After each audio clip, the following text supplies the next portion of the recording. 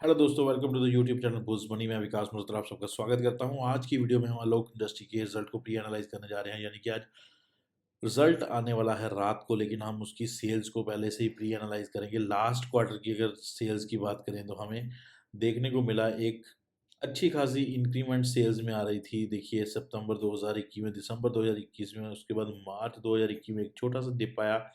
जून में फिर से एक डिक्लाइन और सितंबर में एक बहुत बड़ा डिक्लाइन 1700 करोड़ सेल्स रह गई एज कम्पेयर ऑफ 1972 करोड़ के कंपेयर में। यानी कि 1972 करोड़ थी जो जून में, वो 1699 यानी कि 1700 करोड़ की रहेगी। यानी कि 273 करोड़ का सेल में गिरावट आई। तो ये जो सेल्स है, क्या अब आने वाले जो इस बार का रिजल्ट है यानी जनवरी का, तो इसमें क्या बढ़ सकती है या नहीं? तो मैं आपको बता दूं, इस बार विंटर्स हैं और विंटर्स में हमेशा सेल्स थोड़ी बहुत बढ़ती है। आप चाहे आप यहाँ पे देख लीजिए, चाहे आप यहाँ पे देख लीजिए, चाहे आप यहाँ पे देख लीजिए। तो इस बार भी 200 से 300 करोड़ जो है, हमें लग रहा है कि यहाँ से सेल्स में यहाँ से बढ़ोतरी होती हुई दिखेगी। जो लास्ट सितंबर का 1700 करोड़ का जो सेल्स है, उसमें 200 से 300 करोड़ यानी कि 2000 करोड़ तक की सेल्स हमें एक्सपेक्टेशन है अभी तक।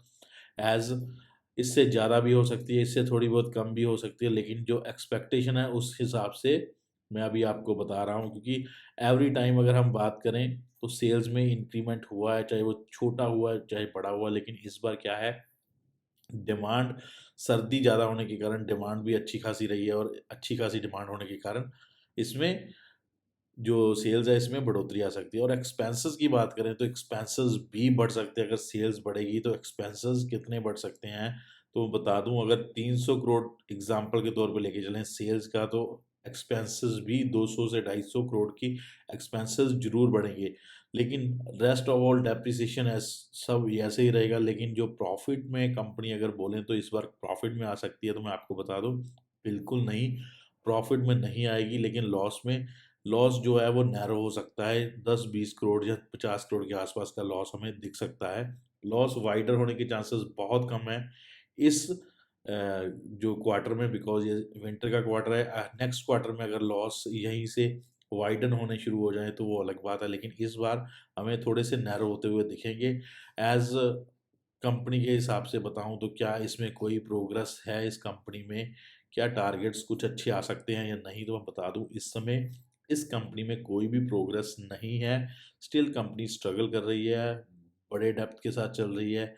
स्टिल स्ट्रगल कर रही है कि अपने सेल्स को इंक्रीज करके प्रॉफिट में आ सके। कंपनी अभी तक प्रॉफिटेबल नहीं हो पाई है, इसलिए प्रॉब्लम्स में फंसी हुई है। तो यहाँ पे अगर आप इन्वेस्टमेंट करके बैठे हुए हो तो आपको होल्ड के अलावा और कुछ चारा भी नहीं है। लेकिन अगर आप इस कंपनी से निकल सकते हैं किसी भी तेज़ी में, यानी कि अगर कुछ ऐसा रिजल्ट आ जाए और 10-15% 20% की यहाँ से तेज़ी आ जाए, तो अपने आप को निकलना ही आप अच्छा समझिए इस कंपनी से। बिकॉज लॉन्ग टर्म के लिए अभी तक इसमें कुछ भी ऐसा नहीं है जो आपको यहाँ से प्रॉफिटेबल बना दे। तो कंपनी के रिजल्ट्स आपको नॉर्मल दिखेंगे, 200 से 300 करोड़ की सेल्स बढ़ सकती है। लॉस में रहेगी कंपनी, चाहे लॉस कम हो जाए 50-40-20 करोड़, इतना लॉस रह सकता है। तो इस कारण कंपनी में स्टिल अभी भी गिरावट और भी संभव हो सकती है। यहाँ से अगर 10-20% की कुछ रैली आती है तो आप निकल जाइए, अदरवाइज फिर से कंपनी अभी भी डाउनग्रेड में है, अभी भी डाउन साइड ही इसकी मोमेंटम है, और आने वाले दिनों में आपको 10 रुपये के लेवल्स भी देखने को मिल सकते हैं। वीडियो पसंद है, लाइक शेयर फॉलो कर लीजिए। Thank you very much.